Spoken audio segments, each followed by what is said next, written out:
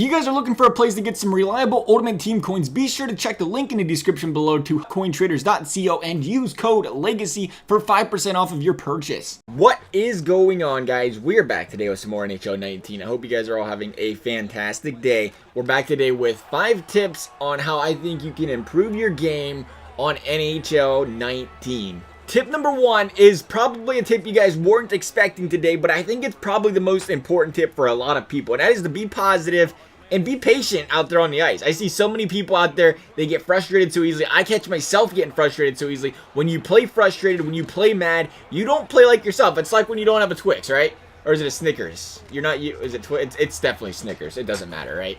You don't play the same when you're frustrated. I catch myself doing it sometimes, getting frustrated. I know other people get frustrated. If you're sending the guy a message at the end of the game talking about mommy's credit card, odds are your head was not in that game. Odds are you was coming up with reasons why his team was better than yours, and that was the reason he was losing. Instead of focusing on things you're making mistakes on to try and improve your game and win that game. Tip number 2, control the right players on defense. One of the biggest problems people do as well is they lock onto one guy. They'll come down the ice with the left defenseman. They'll chase the player from the left side of the ice to the right side of the ice. When you do that, you're moving other players out of position. You're forcing your right D to try to cover for you. At the same time, you're kind of bumping into each other. And when you do that, it's leaving open lanes. Same can be said if you're taking, the right defenseman up to the point to chase the guy at the point. If you chase the guy at the point, all of a sudden the guy that's supposed to be playing right defense is at the point, sticking a little dinky winger during that right defense. And again, they're transitioning. Your AIs do go out there and switch positions with you. It can be very messy very often, though. And that's the problem. You don't want to have messy transitions.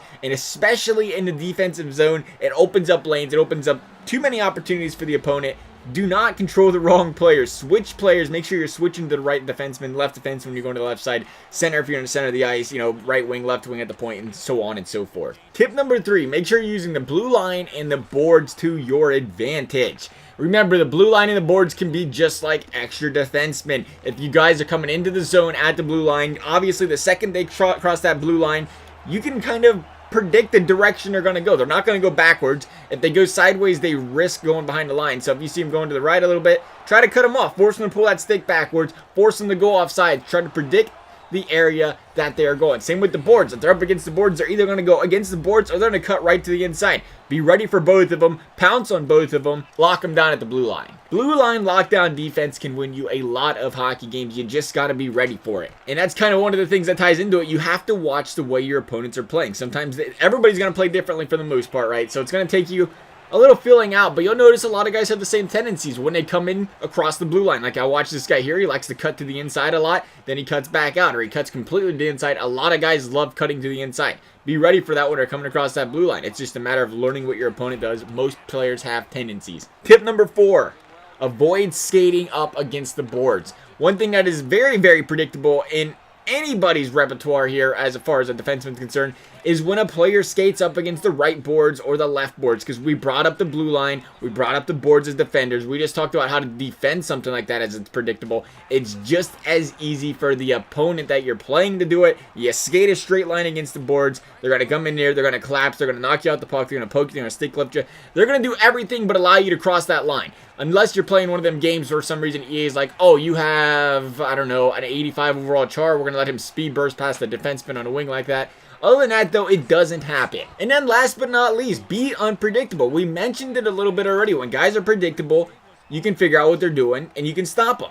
Don't be predictable. When you're playing offense, do different things. Even if you hate going up against the boards, maybe do it once or twice a game. If you find yourself cutting into the zone a lot, right side, make sure you're doing it to the left side a little bit. If you're finding yourself using a point every single play, the defense is going to pick up on that. Make sure you're using the points, you're using the boards, you're using a slot. Make sure you're doing something different. It is very, very easy for people to get into habits that work, such as going for the short side. How many people go into the zone and only try and hit the short side cheese? It is one of the easiest things to defend if you know they're going to do it. And that's where I say it's great to attempt stuff like that. It's a high scoring chance, but if you do it every single time, it's easy for them to defend. Make sure you're mixing up. We brought it up. Throw some one-timers in there, throw it back to the point, throw it down low.